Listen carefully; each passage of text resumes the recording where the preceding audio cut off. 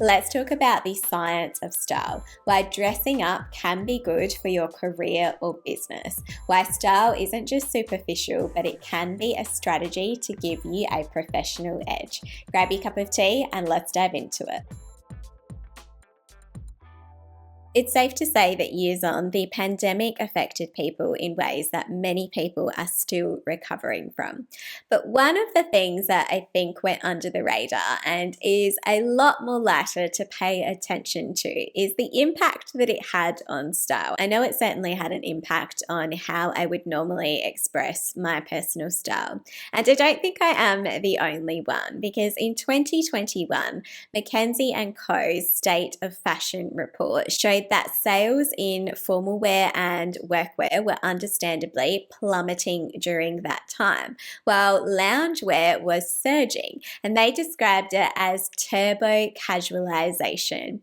And now that some time has passed since then, it made me wonder how much people have actually returned to their normal sense of style, because your sense of style isn't just about the clothes that you wear, it is a self-expression.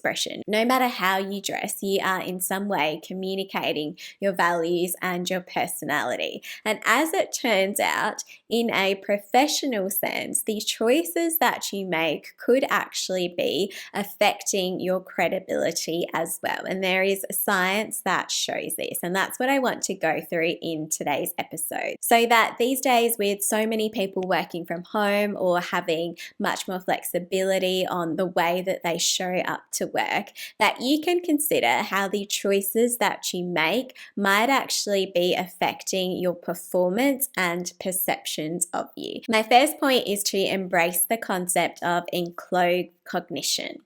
This was related to a study that was done by psychologists that really highlighted the importance of the symbolic meaning of clothing. In the research that they conducted, the participants were given identical white coats, but they were either told that the white coat was a painter's coat or it was a doctor's coat. And as it turned out, the people that were told that it was a doctor's coat performed significantly better on attention-related tasks than the people who were told that they were wearing a painter's coat. So the next time you have a work from home day or you're heading to an office that has a more relaxed dress code, before you grab your jeans, your sweats, or your yoga pants, consider the impact that this might have on your performance and decide what is your best option to wear that day. Because remember, this isn't just about how others perceive you, it's also about how you perceive yourself in what you are wearing and the impact that this has on your performance. Number 2 is to opt for the more formal alternative. And this is because of a study that was done in psychology that explored the cognitive consequences of formal clothing. And in it, the participants were asked to wear either formal clothing or casual clothing. And they were measured on tasks that related to abstract thinking. And the people that were wearing more formal clothing outperformed their casual counterparts in that study.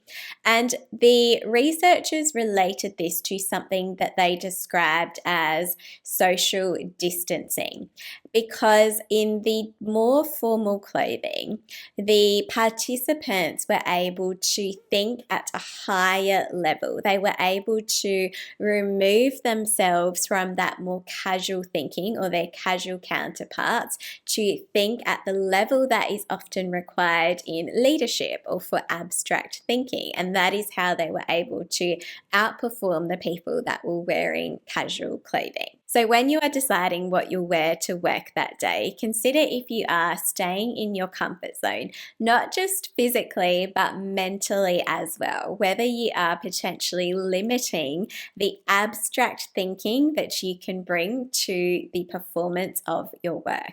Number 3 is communicate your credibility quickly. This relates to a study that was done in the Journal of Fashion Marketing and Management.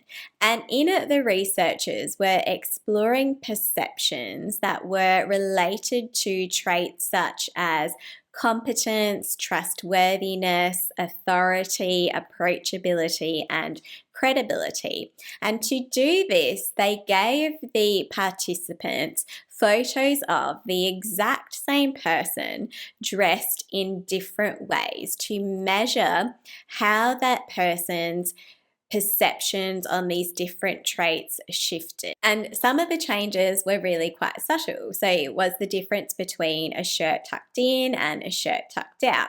Or they were things like a blazer or no blazer, or the impact of a more structured silhouette, for example. And what it showed was those subtle differences in adding more polish to that look, like a more structured silhouette or a blazer, really impacted the credibility that that person was perceived as having, the confidence that they were perceived as having, and the competence as well, which meant that that person was perceived as being more suited to leadership roles. And those judgments were being made in milliseconds, which shows the importance of those tiny visual cues. So don't just rely on your titles or your roles to communicate your credibility. Consider the subtle ways that you can build credibility into your visual identity professionally as well. Number 4 is to pick power suits to make power moves.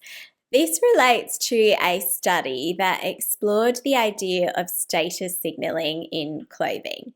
And in it, the participants were asked to wear either casual attire, neutral attire, or business attire, so a suit and tie. And the study evaluated the perceptions of participants as well as the performance of those individuals in the mock negotiations that the study facilitated.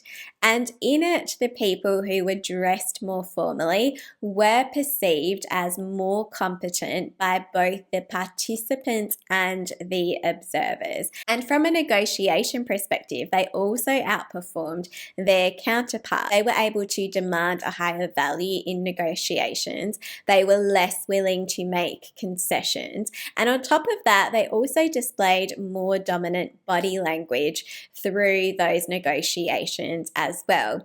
And internally, they were also shown to have a lower heart rate than the rest of the participants. They displayed more internal control in that scenario.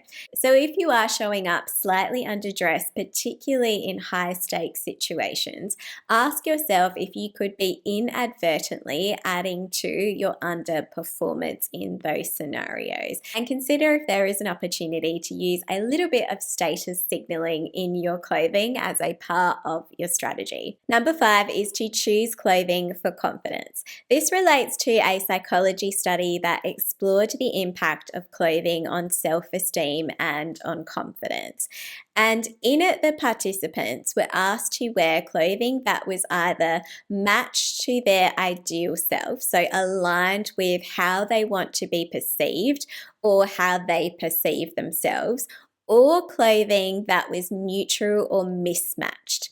And this meant that it wasn't aligned necessarily to their ideal self-image. And what it found was that the people that were dressed aligned with their ideal self-image had more self-esteem and more confidence. And what this translated to was what the study described as proactive behaviors. So for example, things like networking or leadership activities, because this created an internalization of aspirations and it allowed that self-esteem and confidence to build so that person was more willing to engage in those proactive behaviors that was going to benefit them professionally as well. So when you are picking your clothing, particularly for a work-related scenario, remember that it is not just about how other people perceive you and the visual brand that you represent in the marketplace,